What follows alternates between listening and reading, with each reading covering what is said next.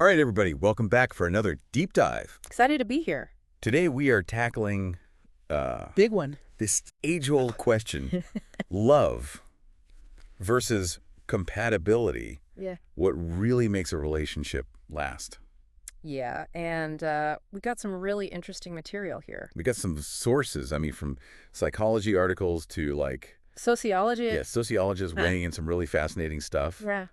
And we're going to get into all of that, right? Right. But I think it's important Let's do it.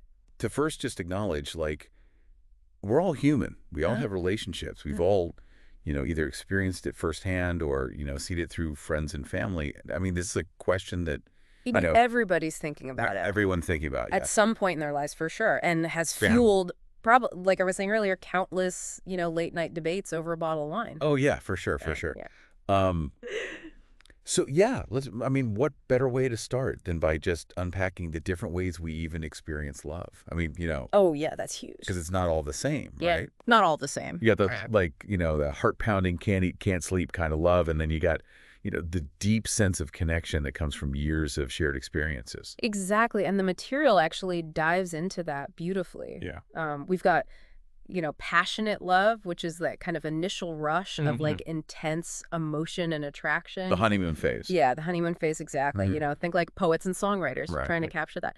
But then there's companionate love, Right. which is less about fireworks and more about, that deep-rooted friendship and trust and understanding that develops over time. Which is, and one of the things I thought was really fascinating was, some of these articles were pointing to studies that showed couples who, regularly try new things together, like whether it's taking a dance class, exploring a new city, they actually report higher levels of relationship satisfaction. Oh, that's really cool.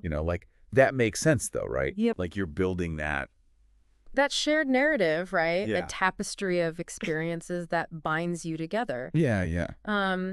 But then, of course, there's that other element. Yeah, that compatibility piece of the puzzle. Yeah. How much No. do you shared values, lifestyles, and those everyday practicalities, how much do those really matter? Well, and that's what I find, it's like, because sometimes it feels like you can have crazy chemistry with someone, Totally. but your lives just don't line up. Yeah. So how important is compatibility Yeah. in this whole, Huge question. in the grand scheme of things? How important is it? And, it's crucial, especially when we look at like long-term relationship success. Okay. And what's fascinating is that, compatibility isn't just about liking the same movies or wanting the same number of kids. Right.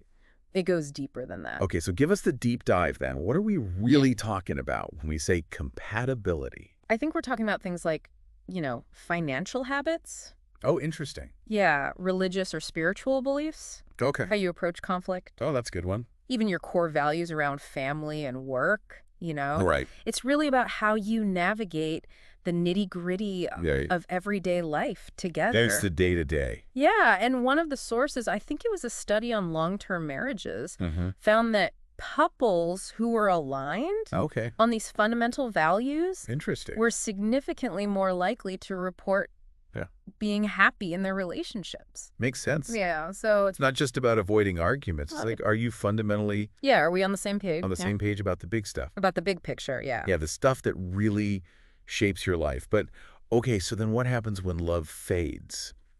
Oh, Can compatibility carry a relationship? that is the million-dollar question. Yeah, can it hold it up on its own? That gets to the heart of the debate. And I think while, compatibility might prevent some fires from starting in the first place, Okay. Love is often the fuel that helps couples navigate those inevitable challenges that arise in any relationship.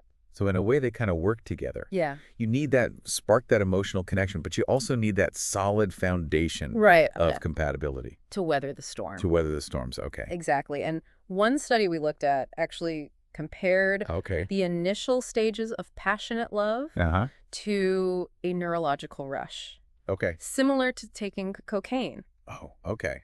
It's exhilarating, but it's not sustainable. That's a fascinating comparison. In the long term. But it makes sense, though, right? Like, you can't live on that high forever. Exactly. Eventually, you need something more grounded to build on. And that's where companionate, love, and compatibility come in. Right. They provide that stability that shared purpose, that deep understanding Right. that allows love to mature.